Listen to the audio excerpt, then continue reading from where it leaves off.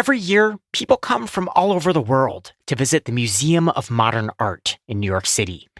It's home to some of the world's most famous works, like Andy Warhol's Campbell's soup cans and Marcel Duchamp's bicycle wheel sculpture.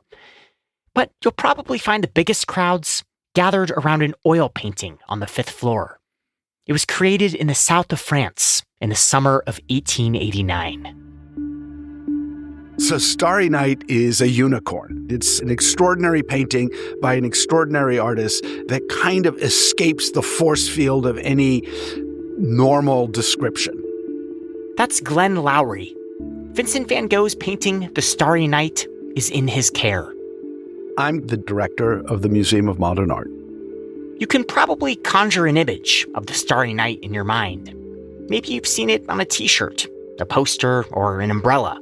Or maybe you've stood in front of it at the Museum of Modern Art, better known as MoMA. It depicts a starry night with a glowing yellowish gold moon off in the upper right, swirling blue-white clouds in the background, a tall twisting cypress tree in the lower left foreground, and a village in the distance. Van Gogh painted the landscape when he was hospitalized in an asylum in France. If you know one thing about Van Gogh, it's probably that he struggled with his mental health. He cut off part of his left ear the year before he made this painting, and he killed himself the year after. There's something about the turbulence of the way the paint is applied in concentric circles and swooping lines.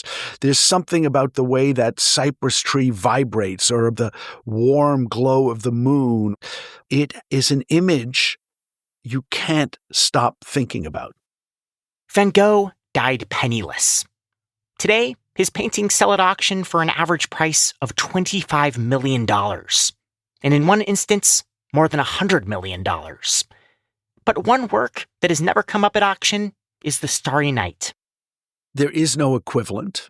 There are other Van Goghs that have sold, but they're not the Van Gogh that has brought millions of people a year to the Museum of Modern Art.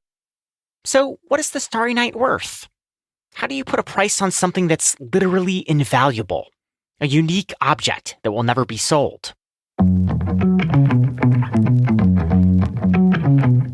There's just no way to figure that out, in my opinion.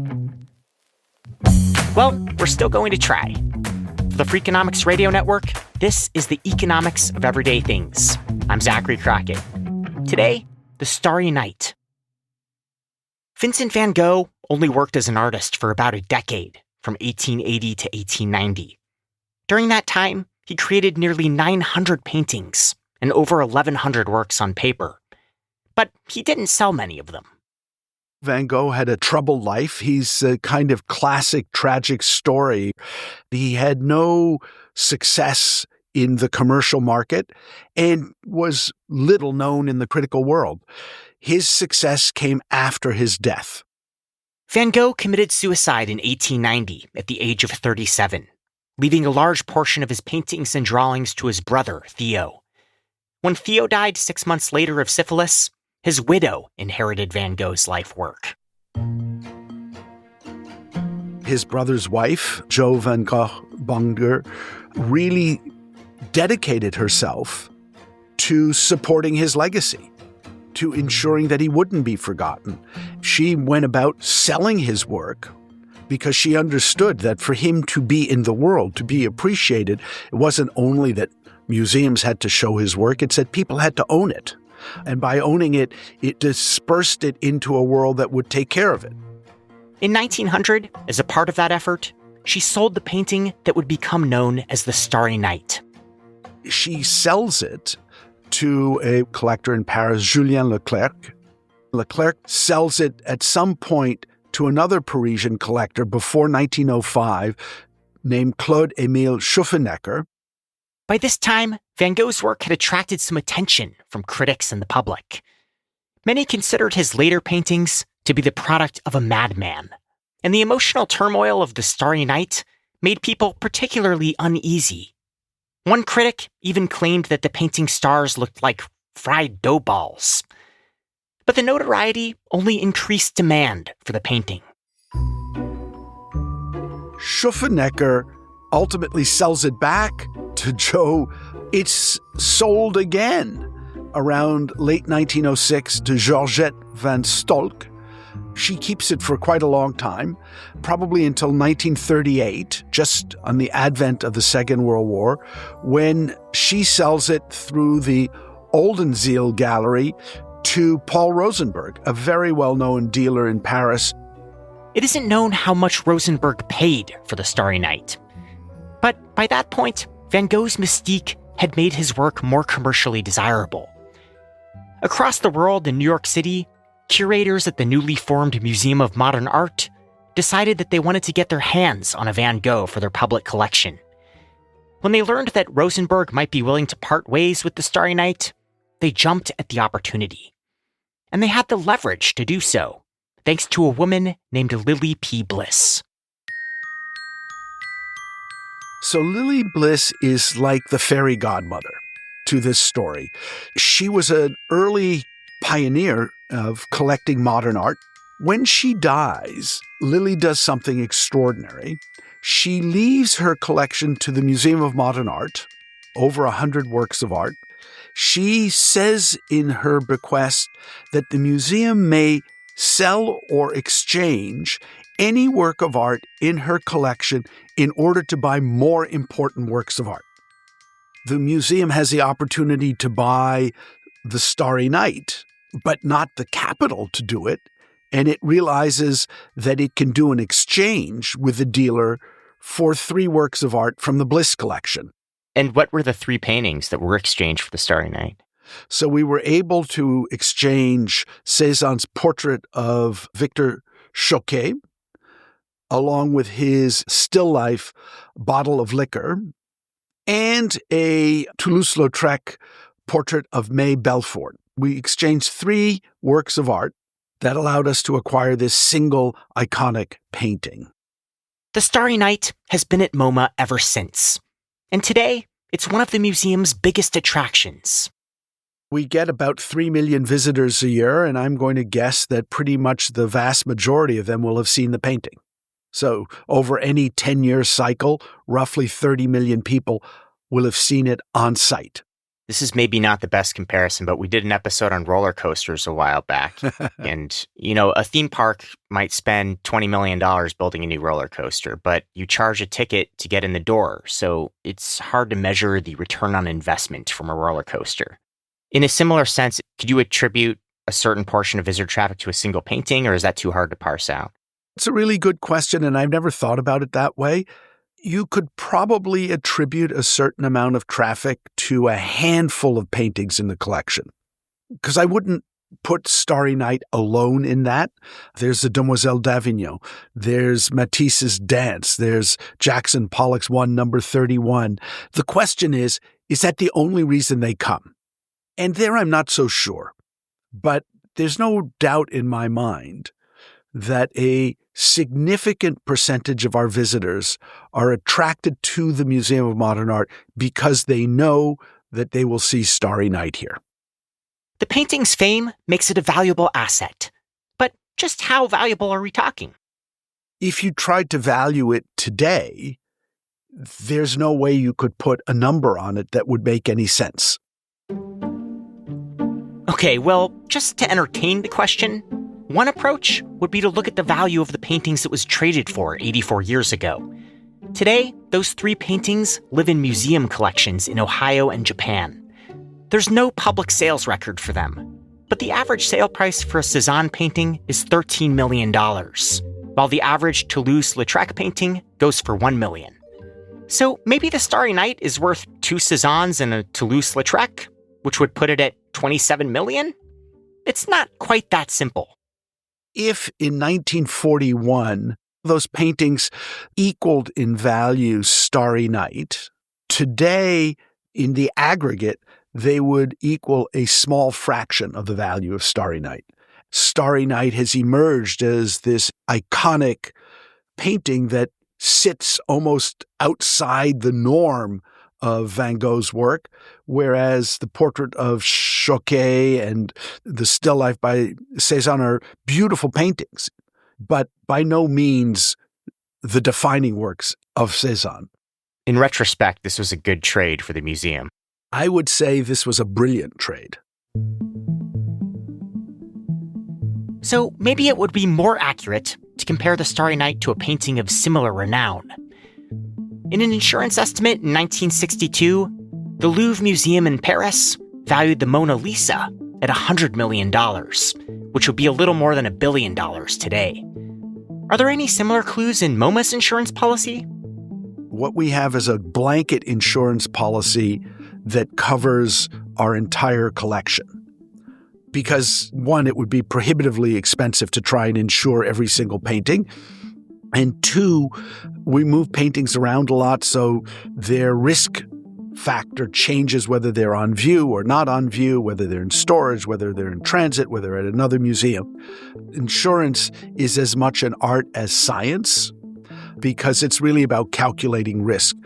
What is the risk that a work of art might be damaged? The actuaries who work on this develop very complicated and elaborate models to try and, if you wish, price it. While it may be hard to put an exact valuation on a painting like the Starry Night, it's safe to say that it's well over $100 million. And housing something of that value is incredibly resource intensive. The restorers are working on a priceless work of art, touching it and daubing it and cleaning it, and I'm thinking, oh my God, one slip and there goes the masterwork. That's coming up.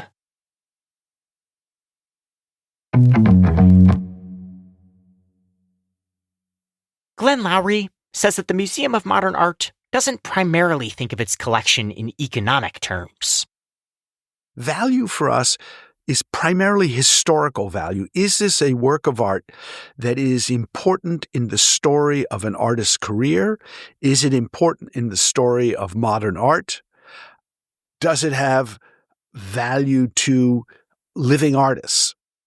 Even so, caring for a painting like the Starry Night comes with very real costs, starting with security.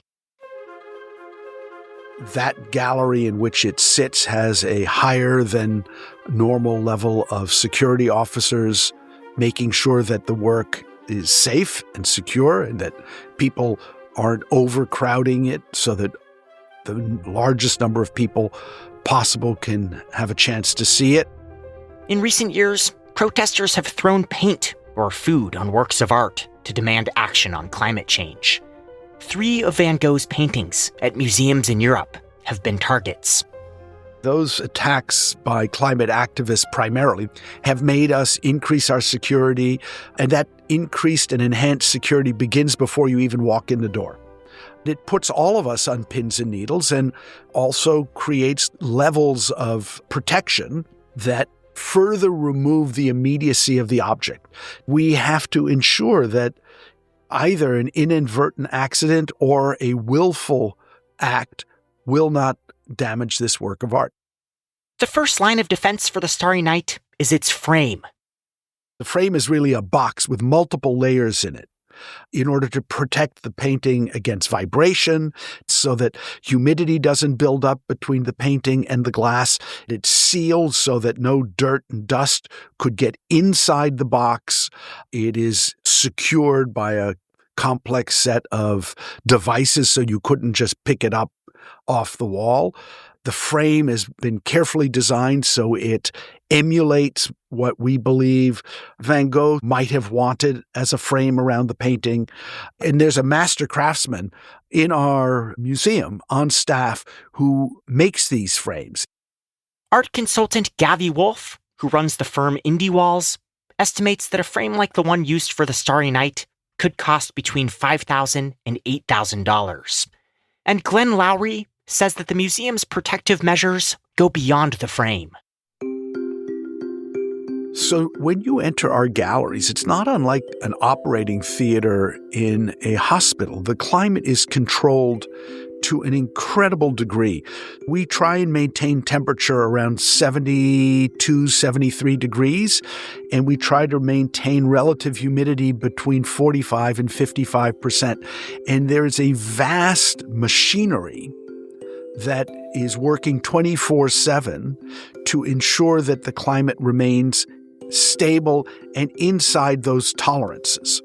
So when it becomes suddenly warm outside, or when the temperature plummets, or when the humidity rises because of a giant rainstorm, the systems in the museum automatically engage to balance out those changes in air so that the temperature and the humidity remain stable. And we have these incredibly complicated filtration systems that take out the most microscopic particles of dust and dirt from the air so that when you're in the museum, you're breathing really clean air at a very stable condition. All of this has protected the Starry Night from decay, but it still gets assessed regularly by the museum's conservationists. Van Gogh was actually a very talented craftsman. He understood the chemistry of paint. His paintings, by and large, have held up extremely well. But that said, we are constantly inspecting the painting on the wall in the galleries. Occasionally it is removed from the wall, goes up to our conservation lab where we do microscopic examinations of it to make sure that we don't see any kind of deterioration. The painting has been extensively documented with high-resolution images that allow you to see microscopic daubs of paint or even little tiny cracks in the paint, cracks that are the normal condition of aging. MoMA gets a lot of requests to loan out the Starry Night to exhibitions around the world.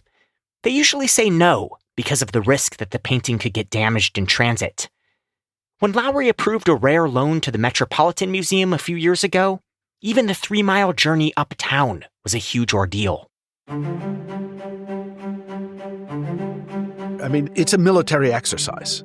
Security specialists planning every single moment of the transition, from the moment the picture came off the wall to how it was packed into a secure crate, how that crate was transferred into a secure vehicle, what the route of that vehicle was, where and how it was received at the Met, how it got on the wall at the Met. All of that was planned to literally the second. All right, so you don't throw it in the back of a Volvo. I'm pretty certain that even the President of the United States doesn't travel with a level of security that we had when we moved this. If you're not in New York, you won't get to see the Starry Night in person, but reproductions of it are readily available. You can download a photo of the painting and make it your desktop background, or buy a print and hang it on your wall, or even build a version out of Lego. For the most part, MoMA doesn't make any money from these reproductions. We own the painting. We do not own the copyright. The copyright was originally owned by the family, but now because the painting is as old as it is, it's in the public domain, which means that if you wanted to, make a soccer ball with Starry Night on it, it could be done. So Lego, for instance, could have done it, I suppose, entirely on their own, but they chose to come and work with the museum because they knew that we have the high-resolution images. So just to make sure I have this right, MoMA has a copyright on a photograph of the painting that can be licensed out? If you want a high-res image, that has to be licensed from the Museum of Modern Art. So we can control what we produce and what we license, but we can't control you taking a picture of Starry Night or ripping a picture of Starry Night off the internet and doing something with that. Even so, MoMA has undeniably benefited from its decision to acquire the Starry Night back in 1941. And the painting has also benefited from the museum. I think a lot of credit goes, of course, to the decades of work the Museum of Modern Art has done to promote Van Gogh as a great artist, to show this painting frequently, to put it in context with other incredibly important works from the late 19th and early 20th century. But there's a certain mystique to the painting that can probably never be explained. Sometimes you can't actually predict what's going to be the defining work of an artist's career. not all artists are of the same talent, and not all works created by an artist are of the same level. This is one of those paintings that takes something reasonably familiar, a landscape and a starry night, and transforms it into something deeply emotional, powerful, and ultimately universal, something that all of us can feel in our bones. For the Economics of Everyday Things, I'm Zachary Crockett. This episode was produced by Morgan Levy and Sarah Lilly and mixed by Jeremy Johnston. We had help from Daniel Moritz-Rabson.